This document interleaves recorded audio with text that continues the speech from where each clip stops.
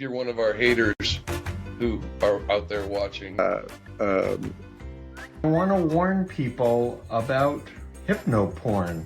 We need to stay meta. Like, what?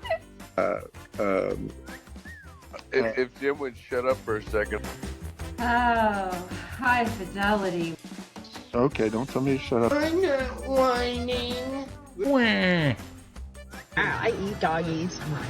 I eat doggies. Feels like a party. Stop that. It's a war. They have made it so that I cannot be celebrating July 4th. This is 6 Degrees of Stew. You don't need to stay meta, but I'm glad you're here. Welcome back to 6 Degrees of Stew. Today we're going to talk about the death of Charlie Kirk. We briefly touched on it during our Conspiracy Hodgepodge stream last week as it had occurred that day. What to say and how to cover it was difficult, as there was also tragically yet another school shooting. This was our message that day from the stream. Before we begin today's episode, I want to pause and acknowledge two recent tragedies.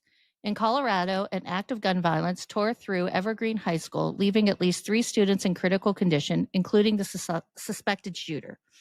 This senseless tragedy has once again upended the lives of families, educators, and entire community, forcing parents and students to confront trauma where there should have been only learning and safety. Our deepest sympathies go out to everyone affected. And the death of Charlie Kirk. Across the country, we also learned of the shocking shooting and death of Charlie Kirk at Utah Valley University.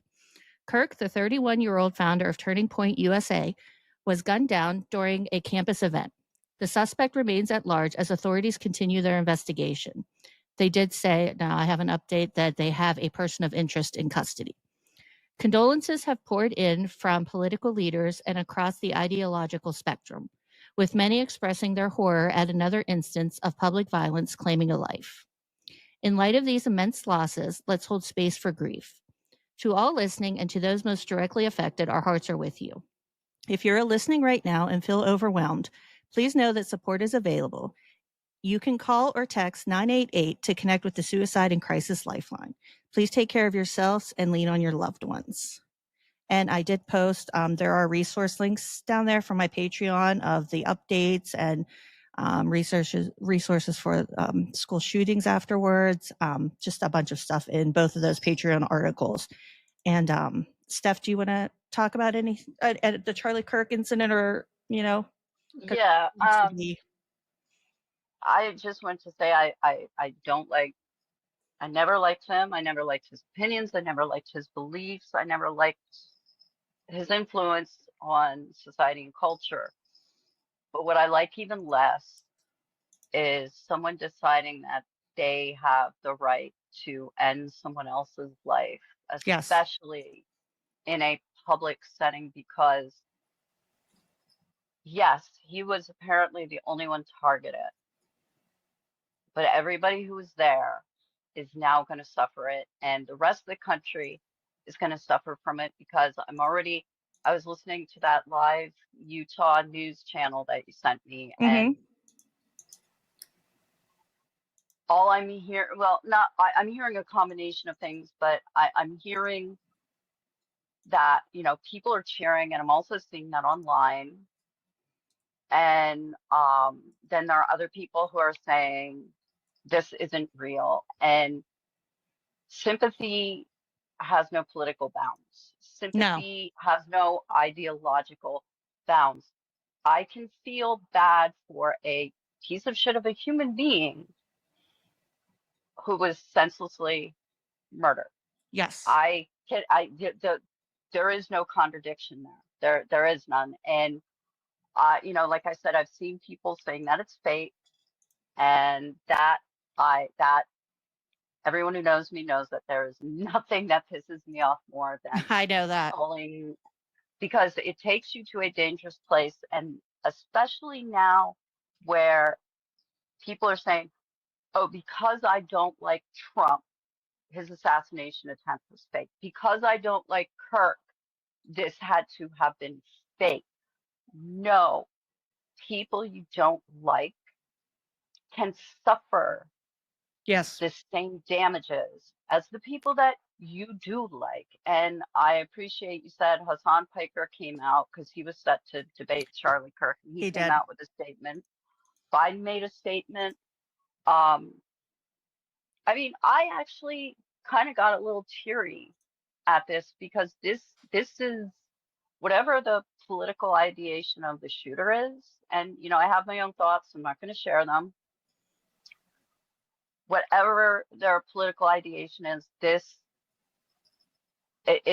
damages everyone because, and like I said, I never liked Kirk, but he was a big, important figure. He was 31 years old.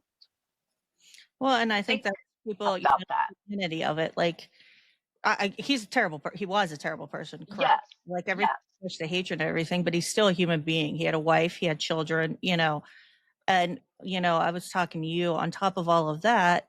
Like I was talking to my son who is down in North Carolina, and he said you can just feel it in the air, like the temperature and the political violence escalating and like people wanting to do things, and that he can't wait to come back for the wedding, like because they had that stabbing of the Ukrainian in North Carolina. And yeah, he said is just awful. You can just feel the tension in the air, just everything. You can feel it in the air. And then there was another shooting today, and that got overshadowed. And the way the news cycle is going to be the way the news cycle is, and it almost feels crass to talk about 9/11 when all this other stuff is going on. But we mention it and we touch it. There are other podcasts and other streams and people that will cover this in depth. You know what I mean? And that's what they do. That's their deal. That's their thing, covering the politics of all this and everything. And that's just not our, that's not the focus of our podcast or our stream. Oh, thanks, Muggsy. Hi, Mina, by the way, too. I saw Mina came in. That's and I reposted something on Blue Sky from someone who was like, Charlie Kirk was bad, political violence is bad. You can have these two ideas in your head at the same time without it being controversial. And it's bad that me having to say this is controversial in the first place. It's like you can be on Team Humanity or Team Political Tribe. You can't have, that's one thing you can't have both of. Yeah. Because, and I hate Trump. I didn't want him to get assassinated, and I felt sympathy for him. And nowadays, if you speak up and you say, hey, I hate Charlie Kirk, but it's really bad that he was killed in cold blood like that, people are like, oh, you're MAGA. No, I'm human. I'm human. Exactly. I agree. That's just, I posted earlier today, like, can you imagine if 9/11 had happened today in today's political climate? I mean, I can kind of imagine it. Like, there's a wounded person who got out of the tower just laying on the ground bleeding, debris falling, and the person stops and asks them, are you Democrat or Republican? Before helping them. Right. Like, that's how I could see it happening today. And one of the reasons I always go back to 9/11 is because I feel like that was the last time in American political history when nobody gave a shit what your political views were. Everyone was kind of together. Yeah, a lot of people did go after Muslims afterwards, and that was totally wrong. And the majority of people condemned that. But 9/11 to me was kind of the last point when America had some hope for bipartisanship. Sure did. And that was our statement from that evening. My son got married this weekend, so I was checked out of everything until we got home Sunday. But I knew I wanted to talk about the shooting and responses in some manner befitting the topics I touch on. I won't be covering the alleged shooter, their motives, the family of the shooter, the youth pastor, the FBI, or those types of information or topics. That is better left to the many extremist researchers and journalists who have been on this beat for years. They have been exercising the caution I wish everyone would.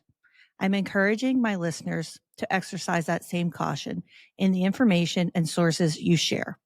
You can find vetted researchers and journalists listed in the resource section of my Patreon, as well as through my tweets and Blue Sky post, and I will provide those in the show notes. I will be covering the shooting and death of Charlie Kirk from the viewpoint of my loved one who is deeply into QAnon, and also through the lens of a QAnon podcaster, as that is one of my main wheelhouses.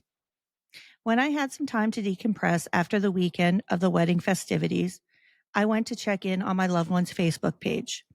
I don't visit her page often because truly it's a painful experience.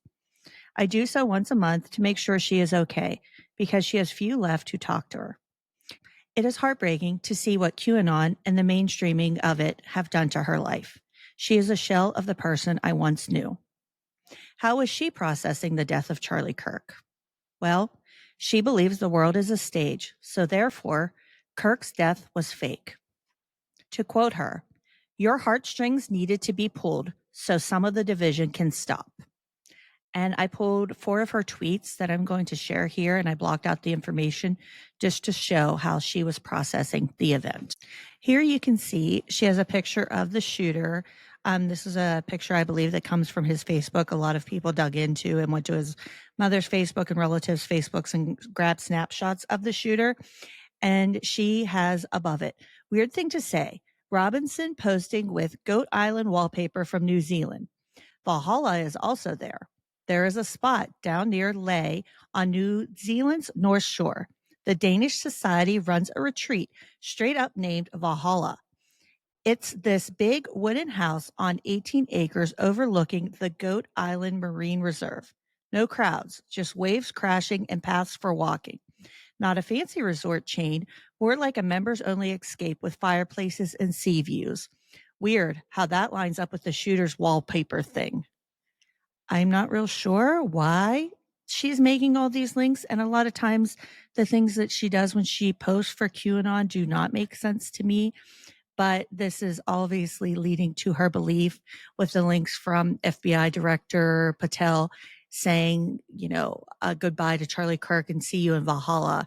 She's linking it to it being staged, and we'll see that in further Facebook posts that I have of her that she does believe it is fake.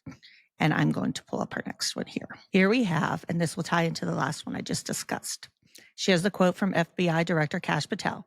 "To my friend Charlie Kirk, rest now, brother. We have the watch, and I'll see you in Valhalla." She puts interesting with the questioning emoji. Valhalla. In Scandinavian mythology, the heavenly hall in which Odin receives the souls of heroes slain in battle. 1696. And she lists the historical library from Old Norse Hall of the Battle Slain. The first element is from Ver, those slain in battle, from Proto-Germanic. Oh boy, there's a lot of Germanic words here I can't say. But the crux of this gets to the bottom where she is going to say, the second element is from Hall or Hall, from Pi Rutel Cal, to cover, conceal, save, as in joining witness protection, ? So she is leading everyone to believe, and through this posting, that not only was this a faked event, but he is in witness protection right now, the shooter of Charlie Kirk. Alleged shooter. Currently, because that's what we go on. Let's get to our third tweet. And here we have staged. Everything I've seen point to it as well as the train station. Boy, this writing is not great. Everything I've seen point to it as well as the train situation as well. And it had to be this way, no matter your life circumstances. Nothing or nobody divides except yourself, your own mind. And then this is from a new person that she's found. She really likes their videos, Harry Thomas. And he says, Charlie Kirk's shooting is clearly staged. Everything we are witnessing is getting the world to start paying attention. It's so obvious because the intelligence agencies and the U.S. military are that good, and that the shooter should have been identified and dealt with instantly. The technology we have today is that good, and it highlights how fast asleep we truly have been. There are still many that continue to say the CIA and FBI are bad, which just shows how little we collectively know. This is where geo-tracking comes in, and soon we will start finding out the truth about 2020 with elections and also the January 6th at the Capitol. When people understand the good guys are in full control and see how and what they are capable of, then they will be able to let go of the fear and trust we are watching a movie. This is the awakening, one big educational journey on life for us all. And she really likes this guy, and it's really upsetting. There's another new person that she's been following too the past couple months that she's discovered, and it's not great. It really isn't. And we'll look at our last one here. Come on, guys. I'm not in any way heartless, yet everything is staged. Your heartstrings need to be pulled so the division can stop. Yet we can't see it's still not working. How many times has Mr. T, that's what she calls Trump, Mr. T said, we caught them all, yet you need to be shown. And she's quoting that guy again that she discovered, Harry Thomas. Always remember everything is staged. And it's a link to a Rumble video. After watching this, you can clearly see we've always been watching a movie. Remember Ashley Babbitt? So they're linking Ashley Babbitt still being alive. That was all a movie to now that Tyler Robinson shooting and that Charlie Kirk is still alive. He's not really dead. So she goes through all these leaps and bounds. It's really bothersome for me that she's still this deep into QAnon and this far. And I've talked about her on various other streams and things that I've done, and that she's gone to the Hitler side of things, and he wasn't really that bad of a guy. And the concentration camps are really helping Jewish people. And, you know, people just don't really understand World War II history and things of that nature. So it's hard to see. There's about 5 or 6 of us still that maintain contact with her. We won't talk about QAnon, and just kind of talk about what's going on in her life and family, but it's hard. It's not easy. So like I said, I check on her once a month, and I wanted to see how she was taking this, and it was as expected. So that is how my loved one is dealing with the very real death and tragic loss to Charlie Kirk's wife and his children. It's something to see. Okay, that's moving on. Next, we will be discussing Michael LeBron, better known as Lionel, who hosts his own show called Lionel Nation and is a promoter of QAnon. I decided to cover Lionel's reaction to Charlie Kirk's death, as it is quite different from other reactions I've seen across the board, from his past comments on Charlie Kirk to the shows when he found out about the shooting. Who is Michael LeBron, better known to his listeners as Lionel? Michael LeBron is a media analyst, radio show host, and controversial pundit, to say the least. He was born in 1958 in Tampa, Florida.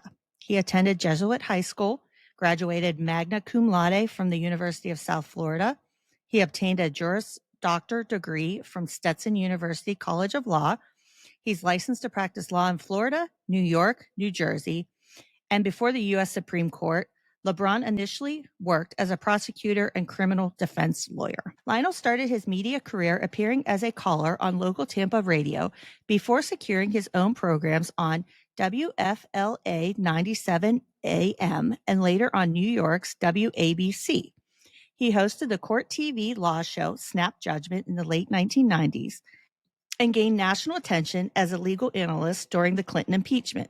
His syndicated radio show, The Lionel Show, attracted over 1.7 million weekly listeners and earned him a New York Emmy Award for commentary in 2015. I didn't mean that little chuckle, but when you listen to his show today, it's just so unbelievable, like how far down the rabbit hole he has fallen and the things that he talks about now. And yeah, I didn't mean that little chuckle. It's just so amazing, like QAnon and what it has done in the mainstreaming of it, you know, just from these Chan boards and these postings. And anywho, continuing on.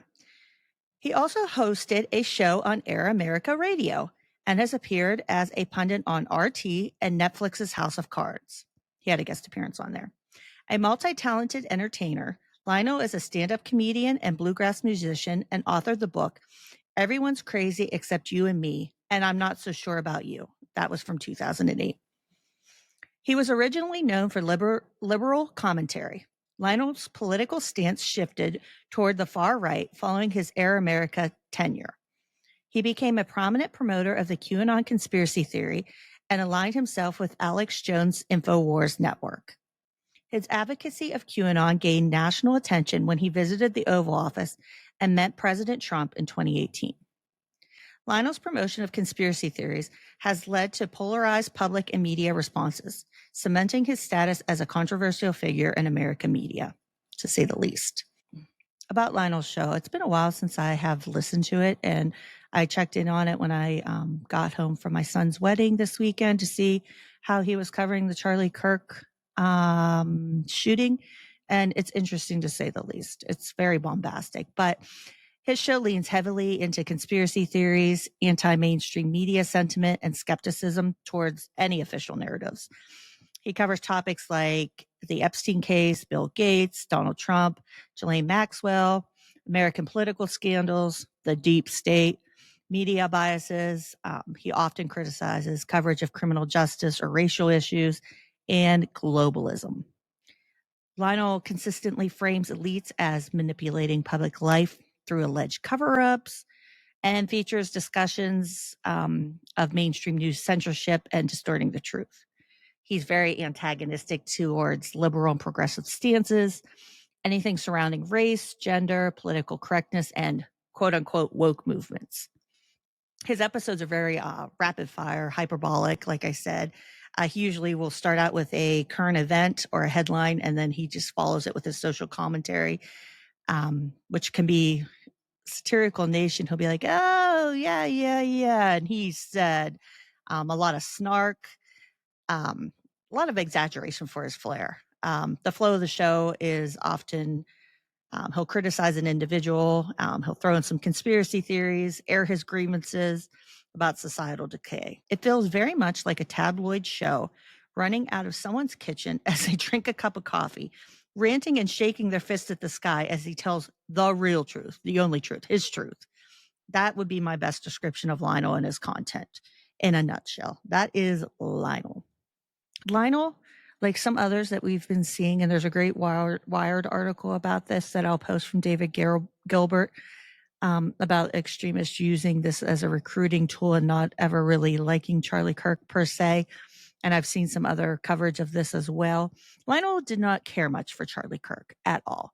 But now that Charlie Kirk has passed away, he has a lot of different things to say, and he's calling him a martyr and things. So I wanted to take a trip down memory lane and what his past comments are and how he's talking about him now currently.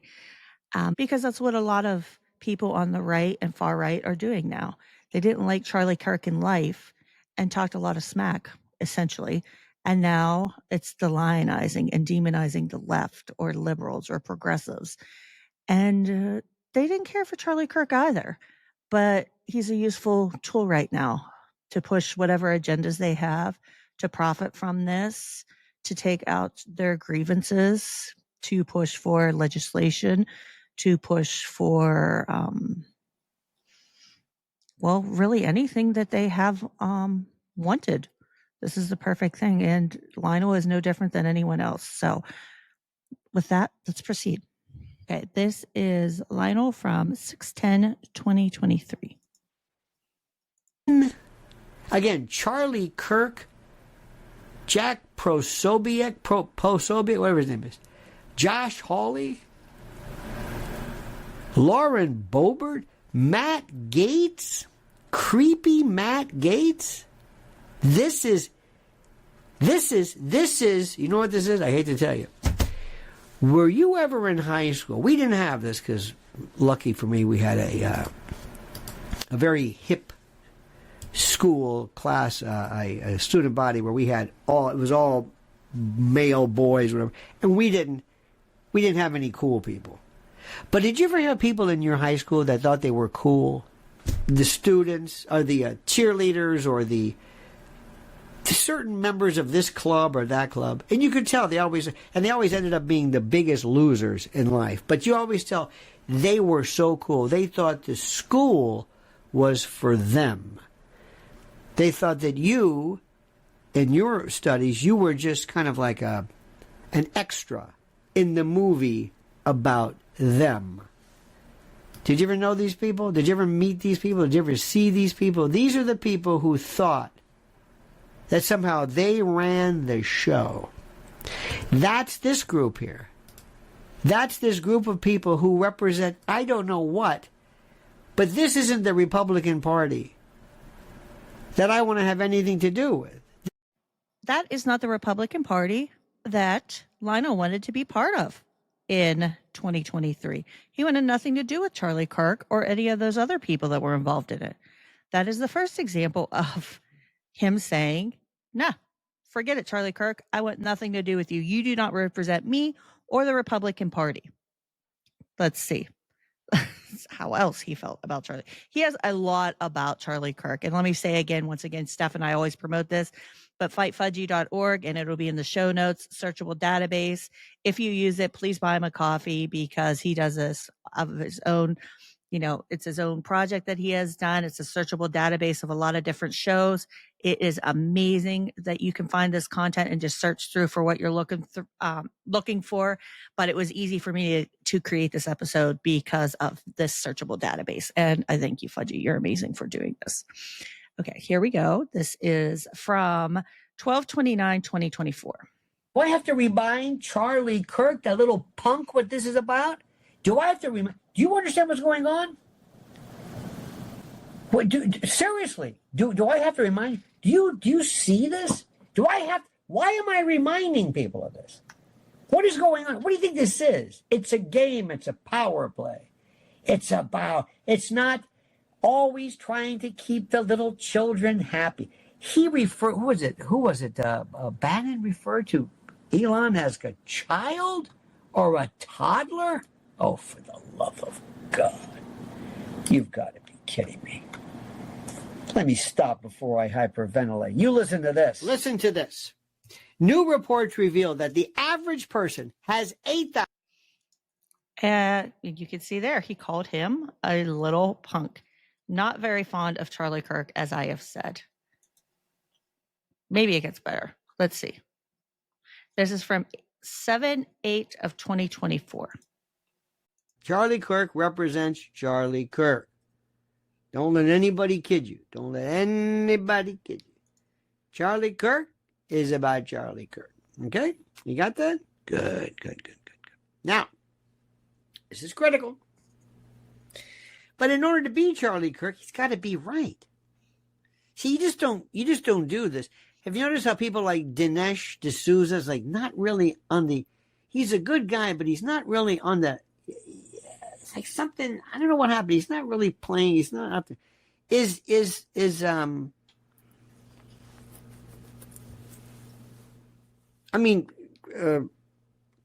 is up there. Ban is up there. I mean, the biggies, like people like Glenn Beck really aren't, they're not the leading, you know what I mean? The ones who are breaking the news, the ones who are really doing it, believe it or not, Candace Owens to an extent. Well, she's that snippy, nasty, snarky, gossipy, good stuff, but I mean, just has a hard on against Israel. And he doesn't like Candace either, as you can see, but there we go. Again, Charlie Kirk is about Charlie Kirk. And we'll see how this tone changes when we go through how he talked about Charlie Kirk after the shooting and the day he was shot. Now we have 7/28/2024.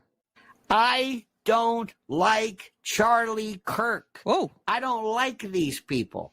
I don't like them because they're weird. Probiotic, whoever these people are, Shapiro. I don't want them. I want him to stand by himself.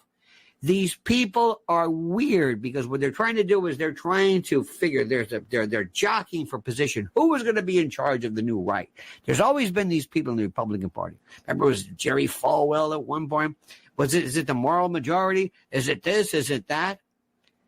These are like kids. These are children. I don't know what they're talking about, but that's not going to win in the long run.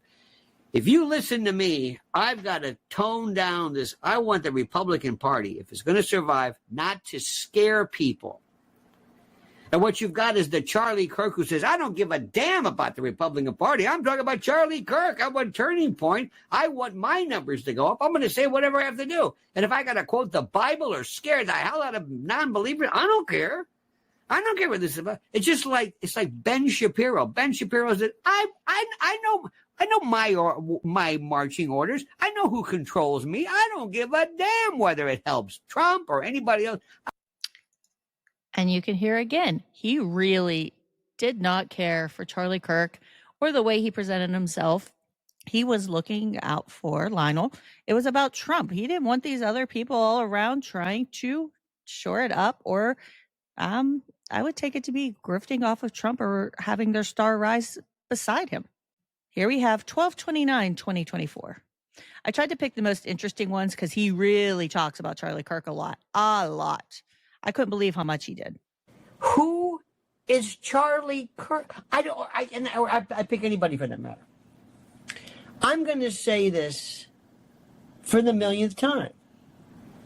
I voted for President Trump. Do you know who probably did more to get President Trump elected? Not Smelly Jacket Steve, not Charlie Kirk, where he goes to colleges and tries to outsmart kids and then selectively picks those interviews of some poor kid who doesn't know what the hell he doesn't know Marxist from Groucho Marx. And then it's like, I've seen how this thing goes. This is my absolute positive last ditch effort. Elon Musk did more. Elon Musk, J.D. Vance, Vivek Ramaswamy, these people. And there you can hear he actually takes a swipe at what Charlie Kirk was doing on college campuses. You can see, again, Lionel did not like Charlie Kirk or believe in what he was doing. Here's another clip from the 12/29 episode. I know this may surprise you, and I know what I'm saying may be heretical, and I recognize this.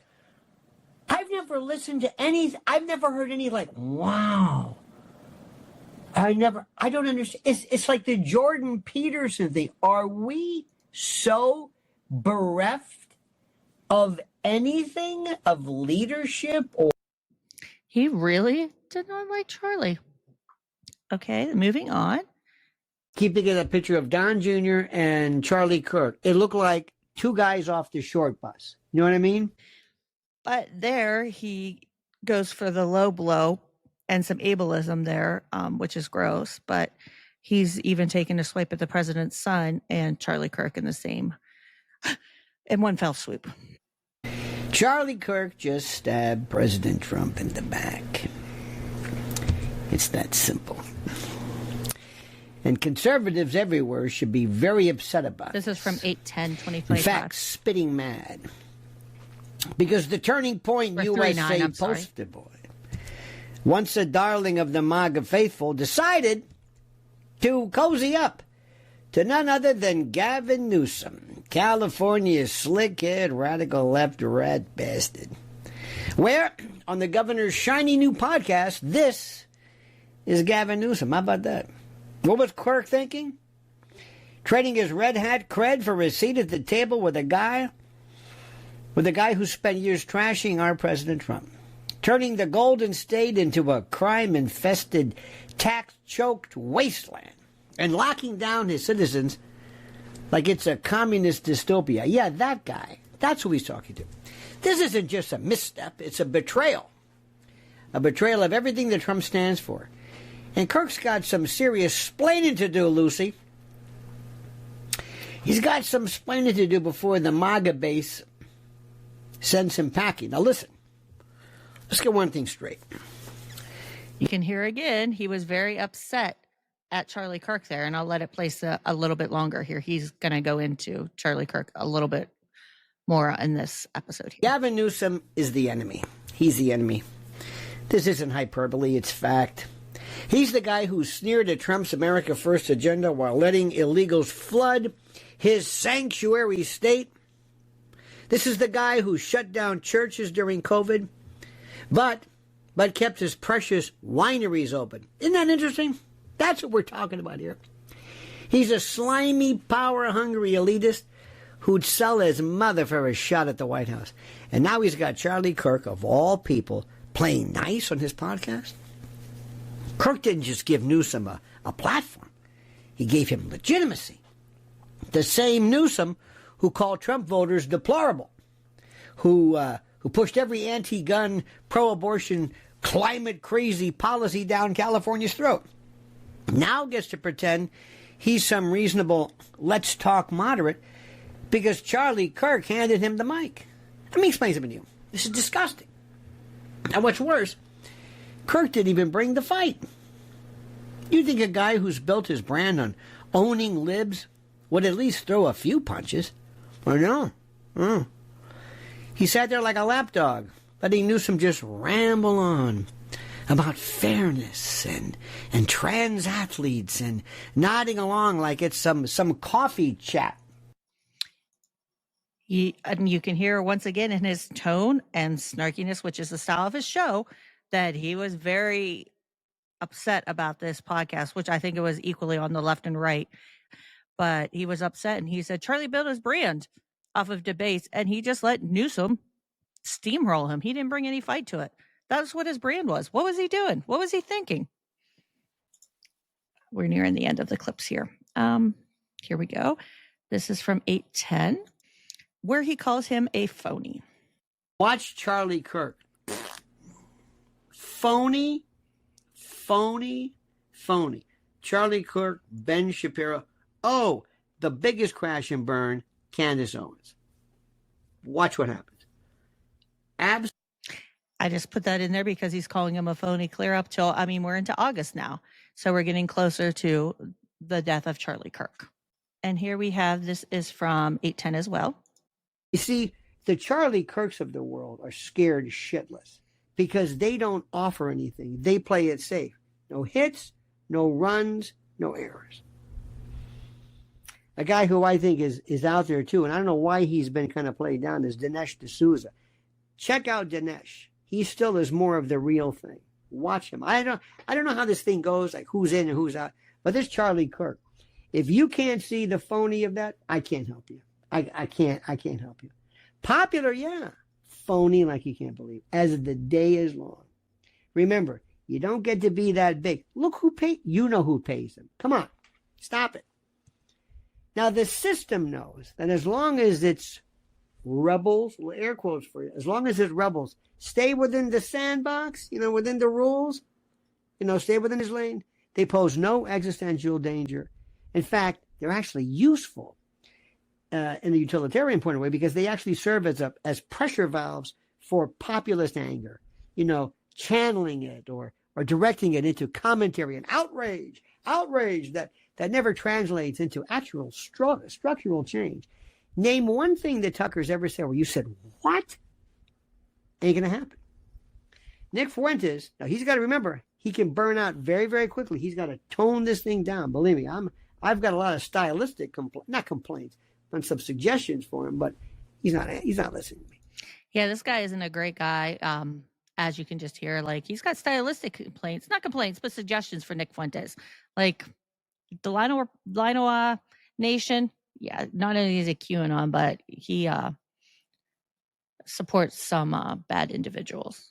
But there again, you can hear him talking about Charlie Kirk being a phony and taking money and not doing anything real for the cause or for Trump or the America First movement.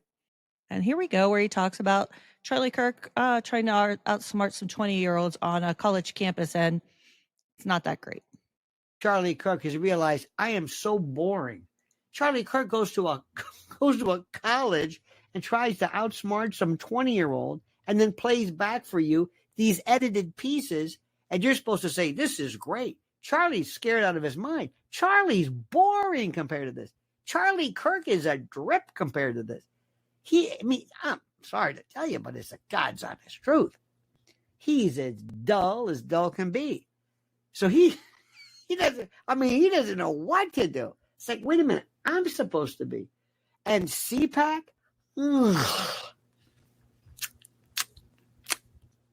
Anybody want to go? Hey, anybody want to go see Sean Hannity speak?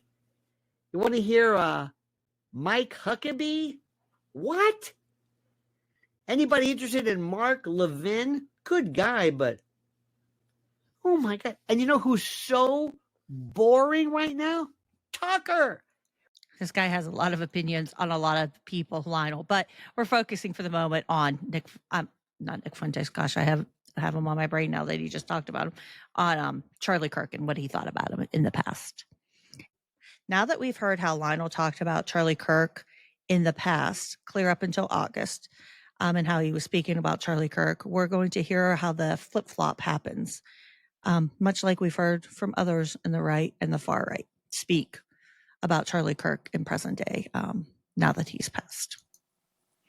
We're going to look at some of his episodes after Charlie Kirk was shot and he found out about it, to see how he discussed Charlie Kirk. I was going to do a full episode, but he can be a bit long-winded and hyperbolic, and it's a lot to get through a whole episode of Mr. Lionel here. This is when he found out Charlie Kirk had died. Charlie Kirk was dead.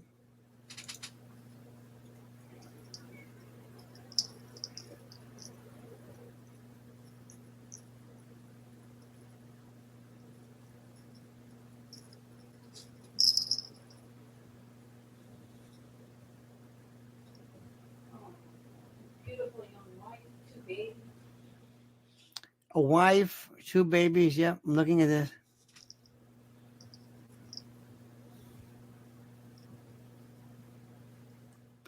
Trump reported on Truth Social, the great and even legendary Charlie Kirk is dead. No one understood or had the heart of the youth in the United States of America better than Charlie. He was loved and admired by all, especially me. And now he is no longer with us. Melania and my sympathies go out to his beautiful wife, Erica, and family. Charlie, we love you. Unbelievable. I cannot believe this. This is what I'm feeling right now. I cannot believe this. I cannot believe this.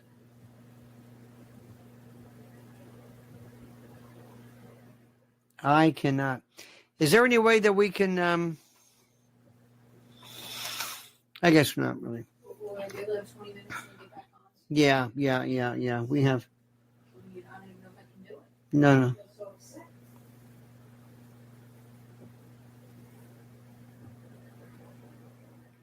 This is where the disbelief, the reality, this is where it's true. Thank you, Sal. Thank you for Charlie. This is where I can't. And I don't feel like I knew him. It's not somebody I've known. But right now, the way you're feeling is that you're sifting through this. No. And the fact that we're together. If there's one event, something that, if there's something that can be said about this medium, this is it.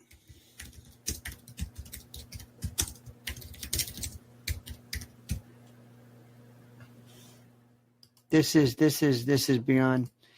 It's important for us to understand this. And I don't speak for you, obviously, but I'm telling you what I'm thinking.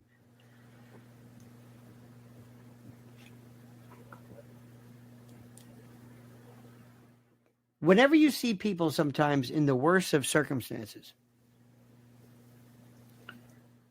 whenever you see people whose family have just been killed or people who've been hurt, it's not like on TV.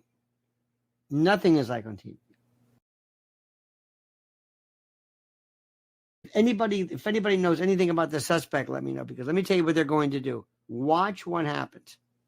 This might be the icing on the cake. The first thing as we speak, I hate to say it, but it might not be in an official memorandum, But as we speak, there are people right now who are going to be saying, if there is somebody who has, if there's somebody,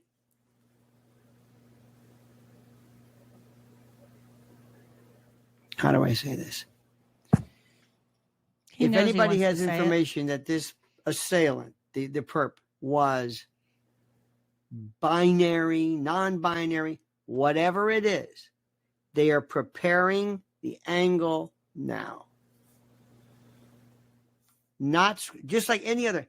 If, and we don't know anything. If I have, let me speculate. I don't even care. It doesn't matter. Somebody is as dead as. But whether they're trans or non-trans or fluid or dry or whatever the particular word is, it in no way. This guy is not. You know a what? good We can guy. still, if you have to, I can just stop it. And you should. See, we have got all.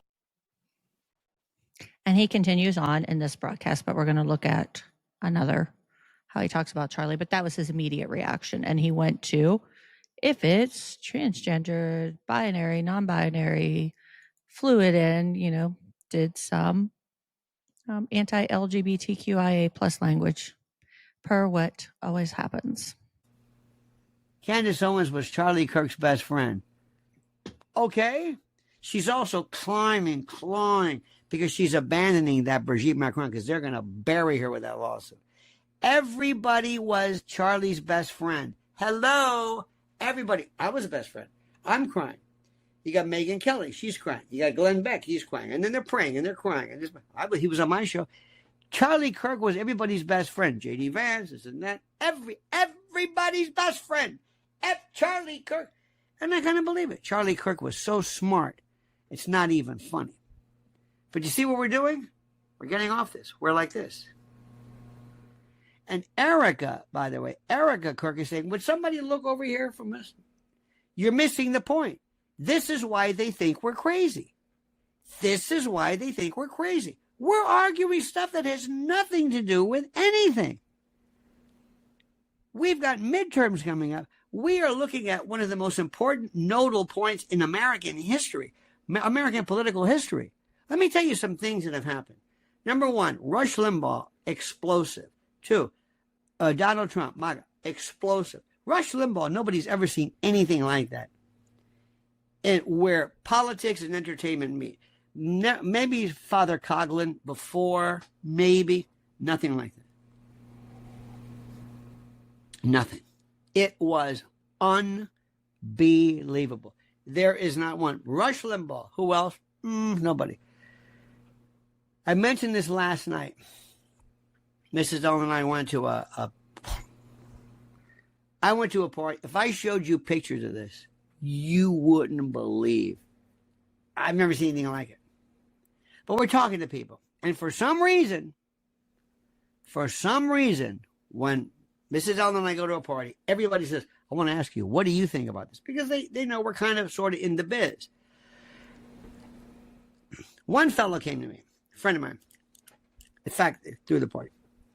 His son, 15 years old, unbeknownst to his father, had no idea that his son was so affected by this. He said, very interestingly, I'm very upset about this. Charlie Kirk. He said, you watch Charlie Kirk? I said, yeah, all the time. He didn't even know this. Thank you, Edward. Edward, thank you. He says, I watch him all the time. He didn't even know this. He said, Daddy was a Christian. He believed in his hand. Now, this is a good kid. But the point is, my friend says, I didn't even know this. He goes, I watch him every day. Another friend, another guy I'm talking to, he's older, he has a father. He says, I watch Charlie Kirk every single day, without fail. Wow. Another one, friend of ours, has two kids. One, 25-year-old daughter in law school, who was not really that into politics. Devastated by this. Devastated. Absolutely devastated by the loss of Charlie Kirk. Devastated. They had no idea. The son says, I can't talk about it. I can't talk about it. Another woman were there is crying. Now, you know people say, and they're crying. I say, well, I wasn't there when they were crying. She's crying. This is irrational. I don't think I've ever seen her cry about anything. She's weeping. I'm saying, holy. See this? Trump. Or this way I should say, Trump. Focus. God is handing this to you. This is your moment. Stop this nonsense with Israel, Ukraine. Make peace. Seize the moment. Charlie Kirk. This is where Sparky and everybody. Charlie Kirk. So here in this clip, you heard Lionel mocking people who are praying and crying, and everybody saying they were Charlie Kirk's best friend. Then he immediately jumps to focus people. Midterms are coming up. Like, we've got to buckle down. And then it was the quick switch to the dinner party that he was at, that his friend was hosting, and them talking about their children crying. And he mentions a woman that he had never seen cry. And he takes this to say to Trump, you need to focus. And he looks at the camera. Focus, Trump. Use this death to your benefit. Use Charlie Kirk's death to your benefit. And he says, quote, God is handing this to you. This is your moment. And this is what I have been seeing on the right and the far right. They are capitalizing on the death of Charlie Kirk. And to say that God gave Charlie Kirk's death to Trump so that he could further his hateful policies against marginalized communities and the general public of the United States is really some sick and twisted stuff. But that's Lionel. The anchors will be smiling on TV, but behind the scenes, America's newsrooms are now bunkers. Let me try to tell you again. This is going to be warfare. This is escalating at levels. You're not hearing the threat concerns, the folks. They feel that people like Charlie Kirk. Charlie Kirk was the most benign person there was. He said nothing intellectually taxing, nothing shocking. Men and women are different genders. They're not the same. Life is sacred. He's against abortion. Stuff you've heard from everybody. He hit a nerve. Here we go, where he gets into the bunkers are in the newsrooms. We are at warfare.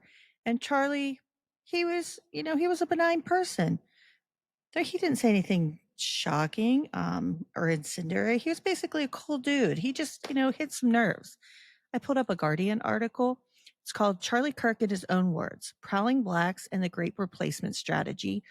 And this is from September 11th of 2025. And I'm going to read a few of Charlie Kirk's own words. On race. If I see a black pilot, I'm going to be like, boy, I hope he's qualified. The Charlie Kirk Show, January 23rd, 2024. If you're a WNBA pot-smoking black lesbian, do you get treated better than a United States Marine? The Charlie Kirk Show, December 8th, 2022. Happening all the time in urban America. Prowling blacks go around for fun to target white people. That's a fact. It's happening more and more. The Charlie Kirk Show, May 19th, 2023. If I'm dealing with somebody in customer service who's a moronic black woman, I wonder if she's there because of her excellence or if she's there because of affirmative action. The Charlie Kirk Show, January 3rd, 2024. On gender, feminism, and reproductive rights. Reject feminism. Submit to your husband, Taylor. You're not in charge. Discussing news of Taylor Swift and Travis Kelce's engagement on The Charlie Kirk Show, August 26, 2025. The answer is yes, the baby would be delivered. Responding to a question about whether he would support his 10-year-old daughter aborting a pregnancy conceived because of rape on the debate show Surrounded, published on September 8th, 2024. We need to have a Nuremberg-style trial for every gender-affirming clinic doctor. We need it immediately. The Charlie Kirk Show, April 1st, 2024. On gun violence. I think it's worth it to have a cost of, unfortunately, some gun deaths every single year so that we can have the Second Amendment to protect our other God-given rights. That is a prudent deal. It is rational. Event organized by TPUSA Faith, the religious arm of Kirk's conservative group Turning Point USA, April 5th, 2023. On immigration. The American Democratic Party hates this country. They want to see it collapse. They love it when America becomes less white. The Charlie Kirk Show, March 20th, 2024. The Great Replacement strategy, which is well underway every single day in our southern border, is a strategy to replace white rural America with something different. The Charlie Kirk Show, March 1st, 2024. On Islam. Islam is the sword the left is using to slit the throat of America.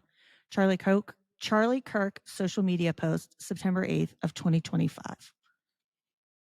And on religion. There is no separation of church and state. It's a fabrication. It's a fiction. It's not in the Constitution. It's made up by secular humanists. The Charlie Kirk Show, July 6th, 2022. And there are more quotes in there, but yeah, Charlie Kirk, totally cool dude, was a totally cool dude. He just hit a nerve. He was a benign person. He never said anything incendiary or did anything of that kind. Who did he go after? Globalists? No. Soros? Not really.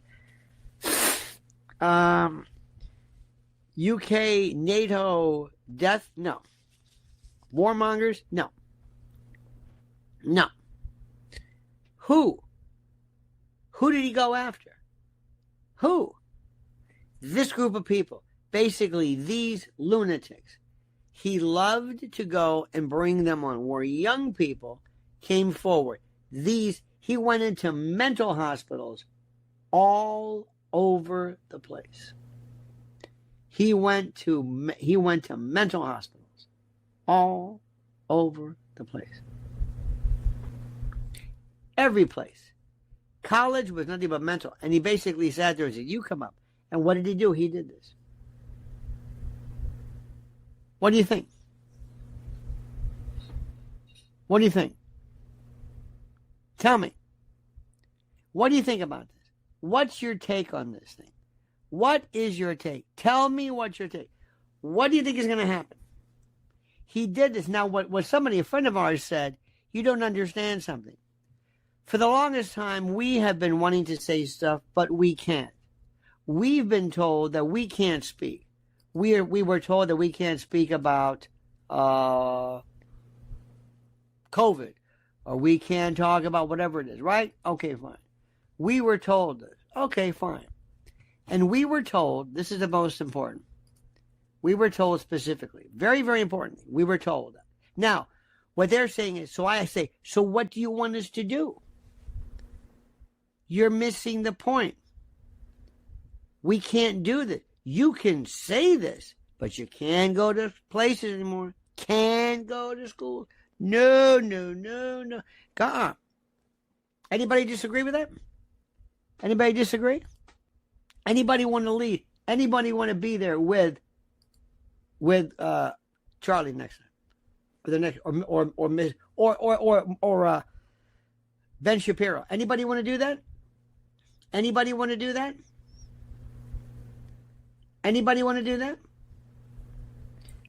Answer me. I'm asking you a question. Anybody want to do that? Do you want to go into? Do you think this is effective? He was successful at getting through to people. Getting through to people how? How was he successful? No, I'm serious. Did he change people's minds? Did they walk away from him and say, I'm not going to be a trans person anymore? Listen, do me a favor. Use your head. Is he changing anybody's mind? Why are you doing this? Can you imagine me going to the black community? You're 14% of the population and you're 70% of the prisoners. You've got shitty family lives. You've got no fathers. You're raised by grandmothers. You don't even stay in school. Half of you can't read or write or speak English. Now, let me stop. I may be right. I may be right. I may be right. You think it's going to be effective? You think it's going to be effective? He started to get into Israel. Israel is absolutely, the right is the most gutless, timorous when it comes to what's happening in what am I trying to say? What happens to Israel? You know that, right? They have sold out like you can't believe. They have sold out. And he was making some inroads there. He was. But what's happening, you're saying you found him to be entertaining. I like when he goes and asks somebody. So he gets somebody shows up with pink hair. They've got the thing in their nose. And he asks them some question about whatever. And I think to myself, okay, fine.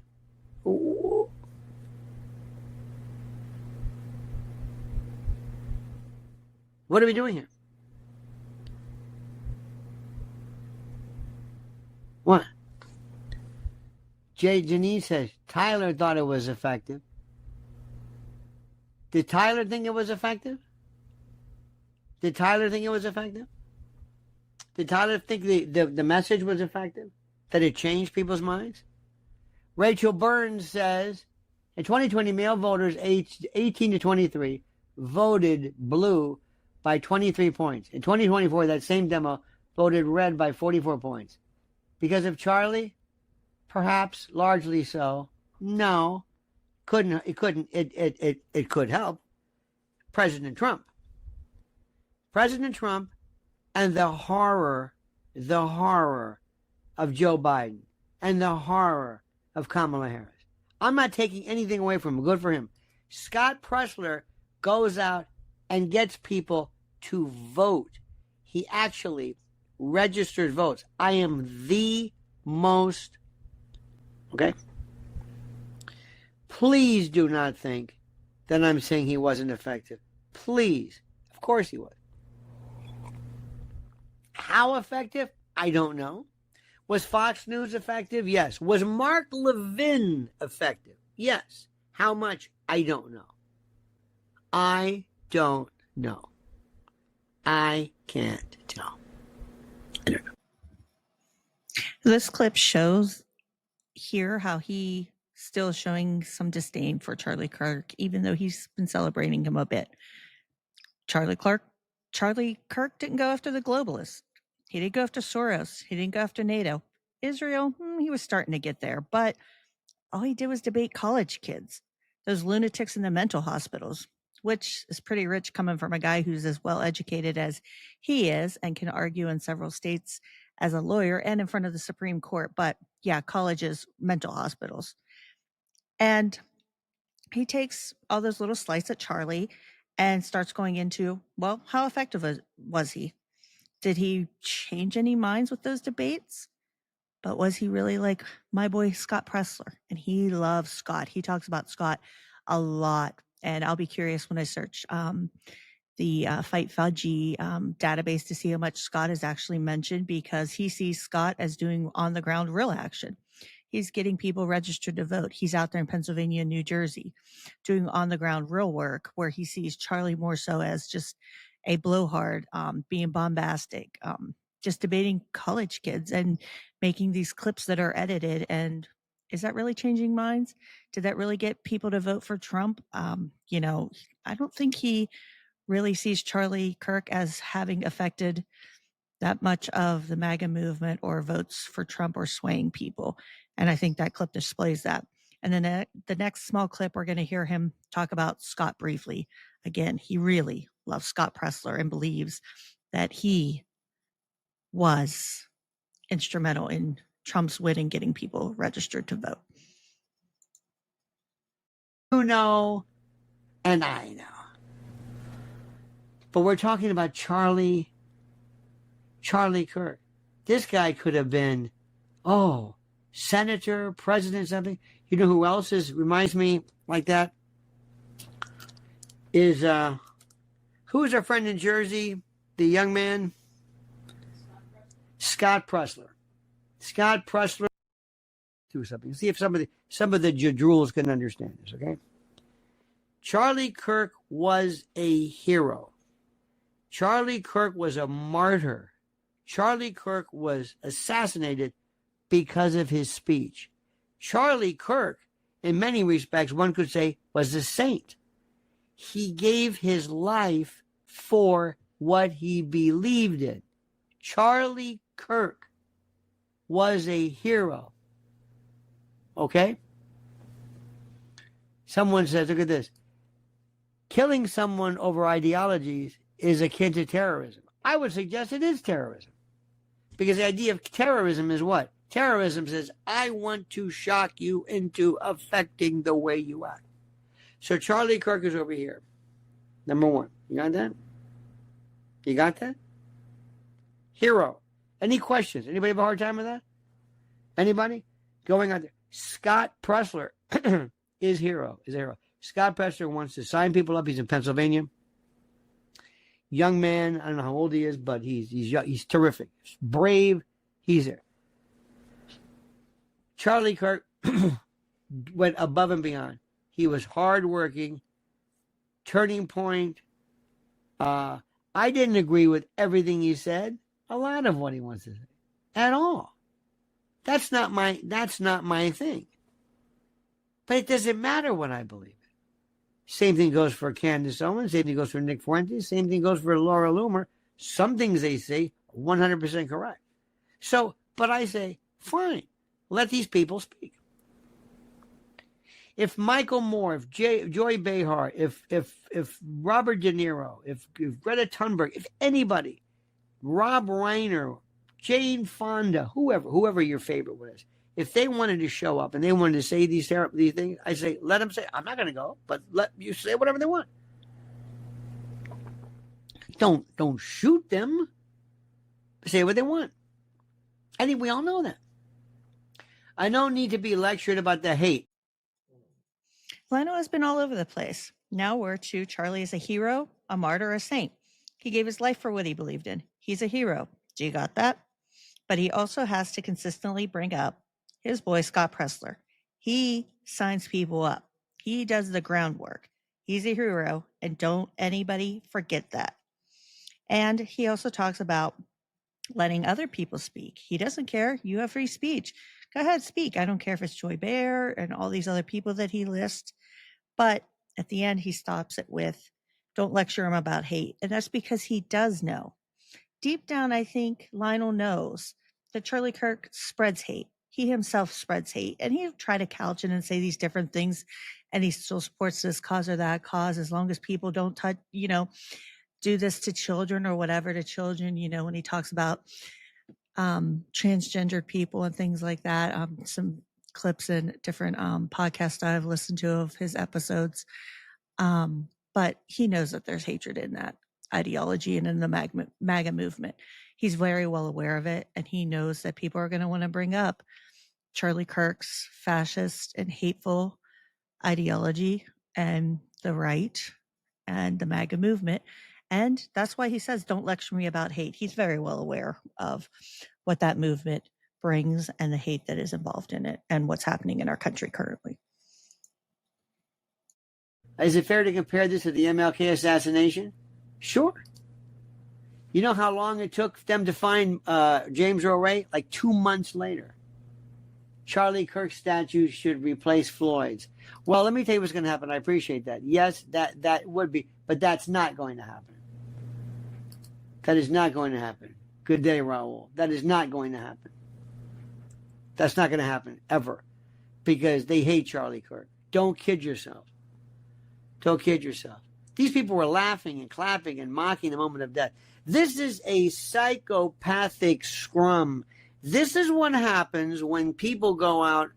You know, when they would have stonings in some countries. I don't think they do it as much anymore, but it's been done in certain Middle East countries. And they would show up and people pick up a rock and throw it. People who were God-fearing, they say, "Oh, is everybody doing it?" Yeah. People who all of a sudden start looting. People who yell "jump" when some poor soul is on a ledge. We've seen this all the time. Now, these people who were laughing, this didn't just happen spontaneously. It looks like a couple of things. It looks partly of conditioning, and it looks, in many respects, like people who were already prepared for what they were about to see. Take that for what it's worth. And here we get to the racist part of it. MLK? Sure, it's just like MLK. George Floyd statue replacement? Sure. But they won't do it because they hate Charlie Kirk. Why would they replace the statue of George Floyd with Charlie Kirk? And the reason they're just flippantly saying this is because they don't know anything about George Floyd's death. They don't care that much about George Floyd's death, and they don't care that much to learn about the statue. George Floyd's murder and death was a result of systemic police violence against the Black community and people of color. And George Floyd was held down on the ground, handcuffed, for 9 minutes and 29 seconds with Derek Chauvin on his back and neck. And his last dying words were, "I can't breathe," all over a $20 counterfeit bill. The man died over that. And I believe it was for the last 2 minutes of his death. The last 2 minutes, he was not even alive. And Derek Chauvin still stayed on his neck. And I would have to fact check myself, but I know the last few minutes he was already dead. But Derek Chauvin still stayed on him, despite him no longer moving. And as for the statue, it was commissioned by actor and director Leon Pinky. Said the night Floyd was killed, he was inspired to commission a statue to honor his humanity. Pinckney said Floyd's death caused protest and had white people joining marchers like they never did before. The statue was to cause them to continue to remember why they marched during such a horrific pandemic, and I didn't want them to go back to the status quo, he said.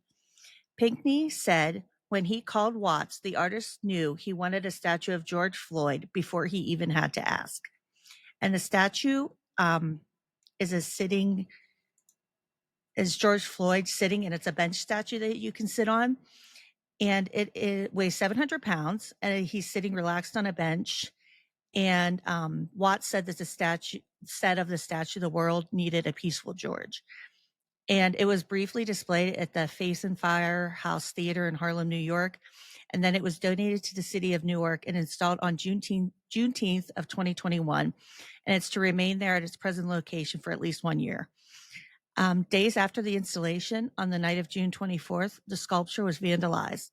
The face of the statue was painted black with the name of a neo-Nazi group painted on its torso. The paint was removed shortly after by the Newark Public Works Department, and it is outside of the Newark, New Jersey City Hall and Government Center. So, hey, if you guys want to commission and get an artist to make a statue of Charlie Kirk, knock yourselves out. But if you think this is going to be replaced or whatever, like these absurd things that the right comes up with and the far right just never make much sense to me. It's just well, why don't we do this? And why don't we do this? And let's replace this statue. You sound ridiculous. It's just silly. But yeah, George Floyd's life mattered and his death mattered. Charlie Kirk was a hero, a bona fide hero. What he did was more than any of these other people did. Did you see the other day when everybody was sitting around crying about who knew Charlie Kirk more? Let's cry. Can we cry? Can we pray? Can I do this faux religiosity? Can I show you that my sense of auto mourn is better than yours?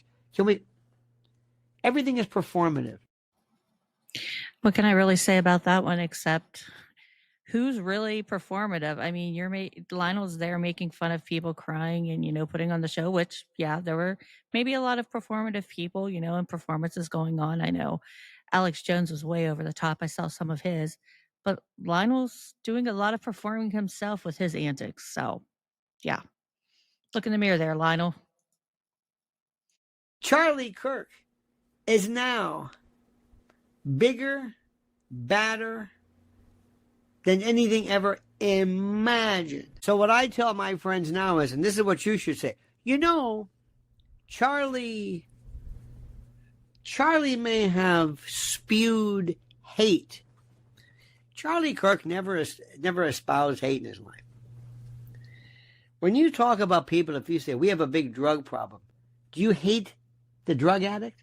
When you say, we have a problem with mental illness, do you hate the crazy person? Lionel's really doing some verbal gymnastics here. Charlie spewed hate. He never espoused it. So Charlie Kirk just said a lot of hateful things, but he never really adopted it. I would really hate to see how Charlie Kirk talked behind closed doors if what we heard from him was half of what he believed in and encouraged others to espouse and spew as well. It's pretty bad.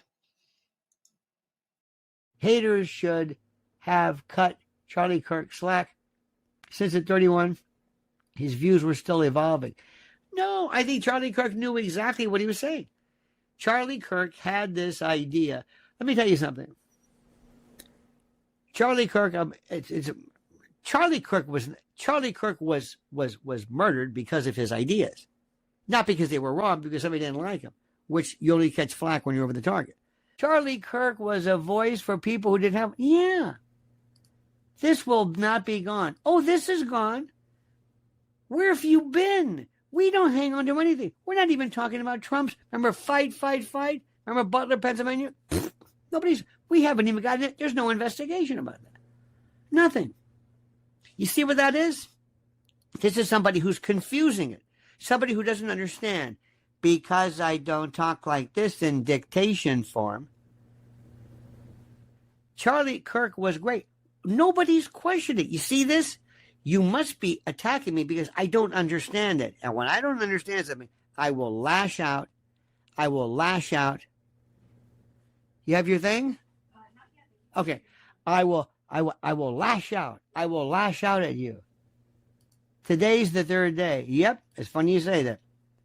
And by the weekend, it's over. Interestingly, here, Lionel is speaking about people's short-term memories and how they move on from events rather quickly, like from Trump's attempted assassinations. And the nation has already moved on along from that. And he thinks, the weekend, by the time it passes and we move into the week, people are going to move on from Charlie Kirk's murder. And in a while, people are not even going to be talking about it because that's just what happens. And I think he's partially right, maybe, but I don't think it's going to be like Trump. I think Charlie Kirk may be a little different because of the groups behind this and what they're trying to do from the right and the far right. But we'll see how that plays out. But also, little side note, if you hear him talking, sometimes he's talking to his wife. He talks to her a lot during his lives, and he also engages with the chat. So you'll hear that. That's the back and forth that you're getting from him. He promoted hate. No, he didn't. He talked about trans. It doesn't matter. The young people are telling you it doesn't matter. The young people are saying it doesn't matter. It's not critical. The young people are saying it's not important to you. This is important to us. He connected, and I don't know why. He was still very incorrect. He built Turning Point USA from a dorm room idea, sounds like Zuckerberg, into a $100+ million powerhouse with thousands of chapters nationwide. Nobody knew it was this big. He created a student army, and in the wake of his death, that army is not retreating. It is expanding like they can't believe. Membership is surging. Chapters are multiplying. That's why I don't want to talk yet about a book that appeared on Amazon. Enrollment is up by the thousands. And the silver lining, my friend, the silver lining, if you will, the resurrection of a movement through tragedy, where the enemy sought to silence an entire group of us, a voice, the echo has become louder than ever. This is the part. People of all ages. And there's also something which is the most important. The people who themselves are watching this are caught up in the same momentum that causes negativity, the same momentum. It's incredible. And so we come to the end of this episode. We have explored the tragic death of Charlie Kirk through the unique worldviews shaped by QAnon, exploring how its adherents interpret major cultural events. We took a look at it through the lens of my loved one's online postings, and we saw how belief systems that question reality can lead to interpretations where, to some, the world remains a stage, and high-profile figures like Charlie Kirk may not truly be gone, but instead are woven even deeper into ongoing narratives of secrecy and conspiracy. We also got to take a look at Lionel Nation, which would be considered a cornerstone of QAnon media. He reflects a complex relationship with Charlie Kirk's legacy. Lionel mourned Charlie Kirk, but he also elevated him to the status of martyr, while he simultaneously critiqued him for what he perceived as performative activism rather than transformative leadership within the MAGA movement. It captured the way his grief and skepticism and factional debate coexist within the QAnon community. It allows them a space where loss itself can become a site for myth building and sometimes, in the case of Lionel, sharp critiques. I hope that by placing these voices side by side, this episode underscores how events do not just happen in the world of QAnon. They interpret them, they reinvent them, and they repurpose them to fit their broader narratives. Whether they view Kirk as a fallen hero, a secret survivor, or an imperfect figure, it is a grand drama. Both my loved one's response and Lionel Nation's commentary reveal how truth in this digital era is always up for grabs, colored as much by ideology and community as it is by fact. Thank you for joining me again on 6 Degrees of Stew. Stay tuned for the next episode. We're going to have to be smart. We're going to have to be strategic. We're going to have to be aggressive. I'm an alpha guy. I'll flip a table every time you aren't getting by. Let's go. Just push. It's all psychological warfare. We know what they are doing. For Trump. If shit goes wrong, like, I will literally have to leave the country. Stop that. I'll land my initial plane. Okay, high five. This isn't the hi-fi show. Good night. Nighty night.